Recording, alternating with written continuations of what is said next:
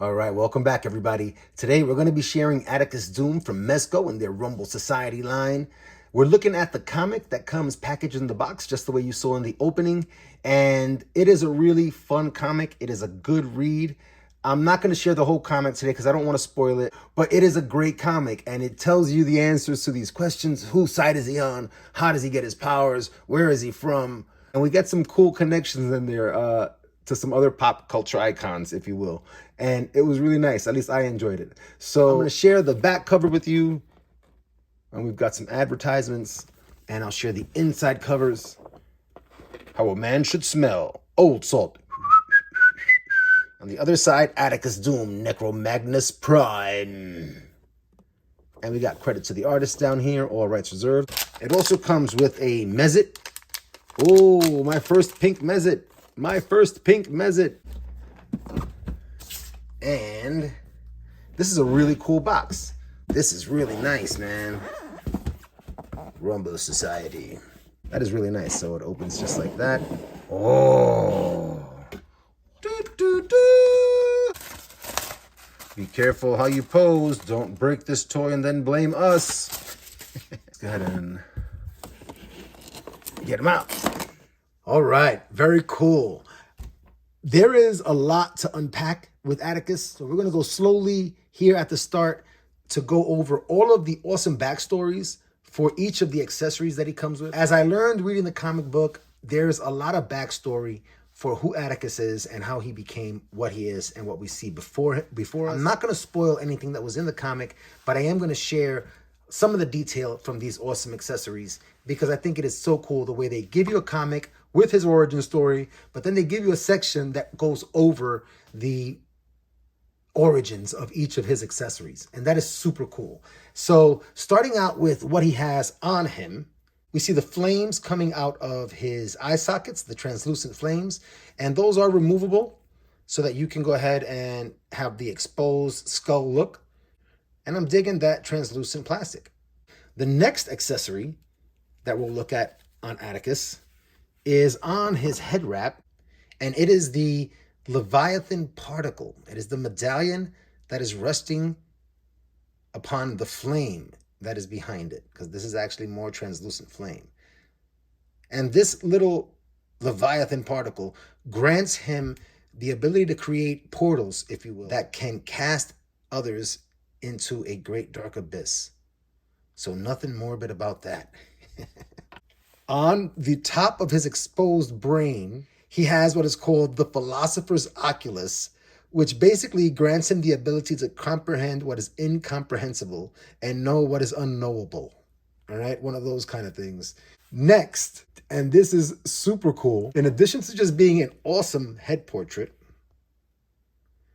this is also the actual channeled and manifested visage of the god Cthulhu upon Atticus. All right, and I didn't make that up. That is actually me paraphrasing from the comic book. Very, very nice. Very, very cool. So when he channels the god, he actually takes on his likeness. He can also summon what are called fractions of the god Cthulhu. So these tentacles are actually fractions of the god that basically grant Atticus access to the omnipotent powers of Cthulhu. So imagine that. This one here, you can pose and you can bend and you can flex. And this one is kind of like already in a pre-molded pose for you, but it has some pretty good grip. This here is called the Goblin Shillelagh. This walking stick or this staff actually has the soul of a goblin, and it actually can talk to Atticus. So that is pretty cool. It's almost like his sidekick, you know, but it's like an annoying sidekick. Next, we'll look at what's called the Nebulous Claw. And the Nebulous Claw has an articulating lower portion. Very nice. And this thing shoots bursts of energy. And of course, it has like this unimaginable grip, and it can pretty much break any substance that it gets its grip on. So that's pretty amazing. You get one of those. The Medusa hands. Keep noticing the powers that this character has. The Medusa hands, of course, can paralyze foes and turn them to stone. And you can see the eyes on each of the serpents.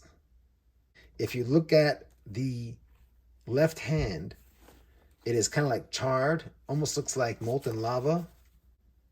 There we go. And the cindered palm has, as you can see, yellow translucent fingers.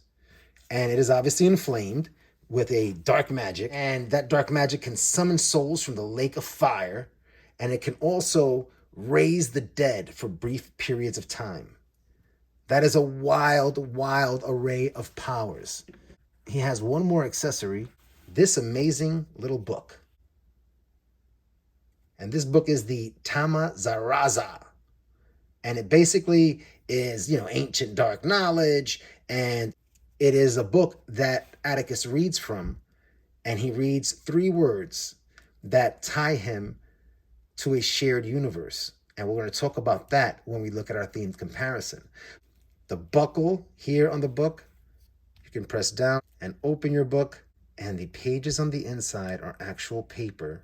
And each page has an illustration or runes or etchings of some kind. And do you hear that sound? That is amazing.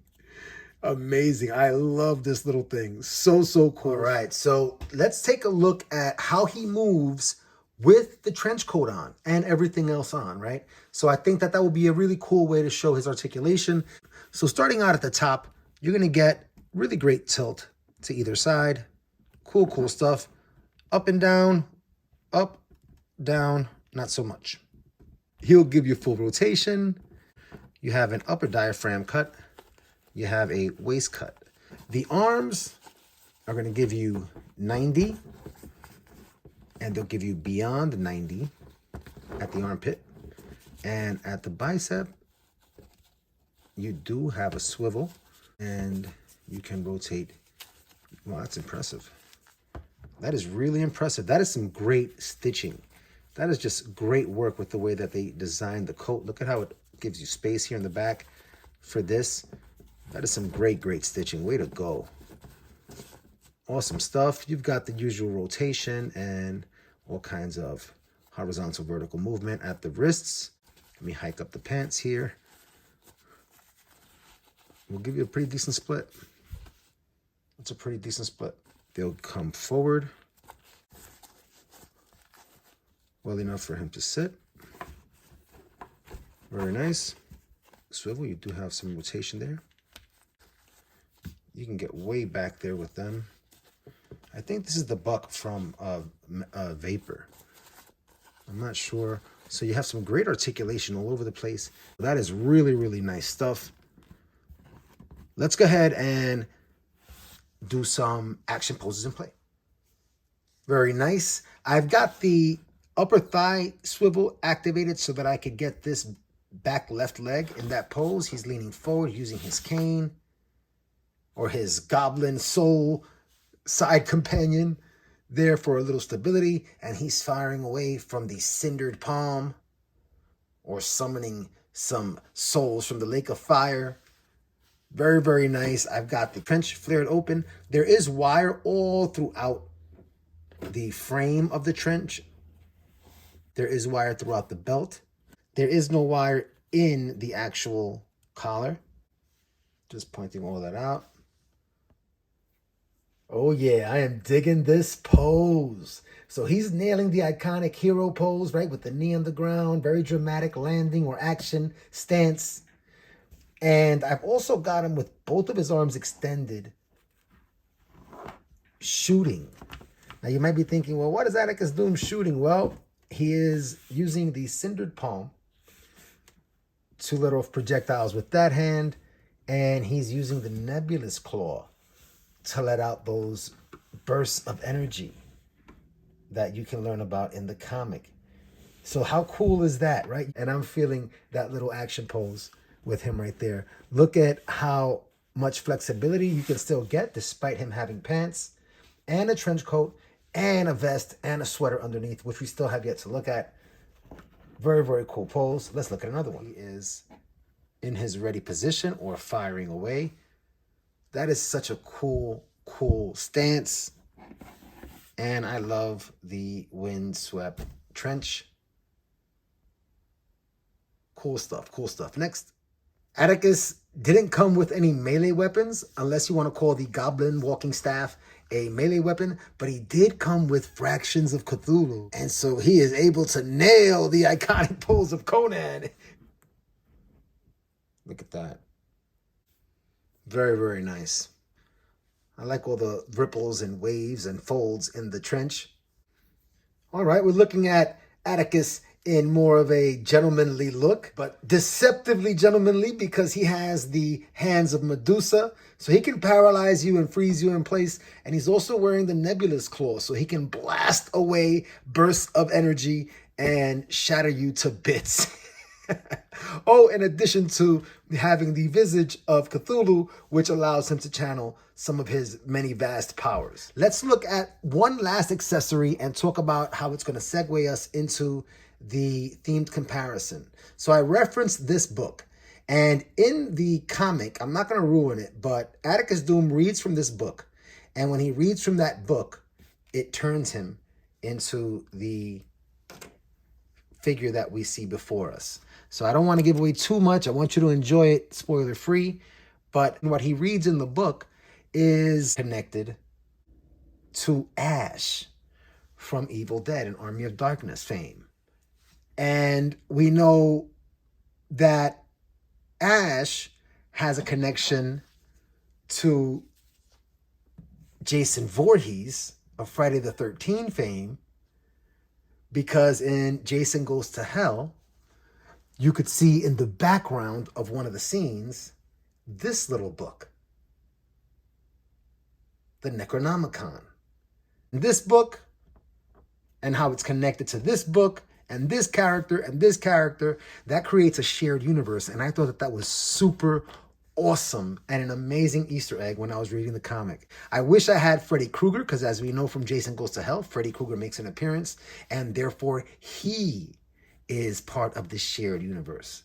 So he's suddenly now higher up on my wish list of Mezco figs to acquire, because I definitely want to build out this shared universe. Yeah, this was the preferred and priority themed comparison I wanted to do today, but I also want to give you a sense of size and scale. I'm going to bring out Vapor, who I have referenced many times in the video today.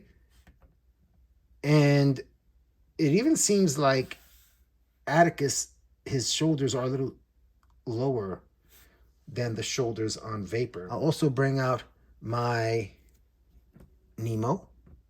And last but not least, for the theme comparison for size and scale, I'll bring out Thanos.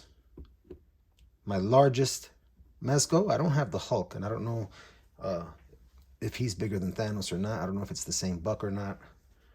But there you have a pretty decent sense of scaling across some different Mezco figs. A lot of fun. Atticus Doom instantly high up there on my Mezco collection list. I don't even know what my order right now or ranking would be, and having Atticus makes me think, you know what?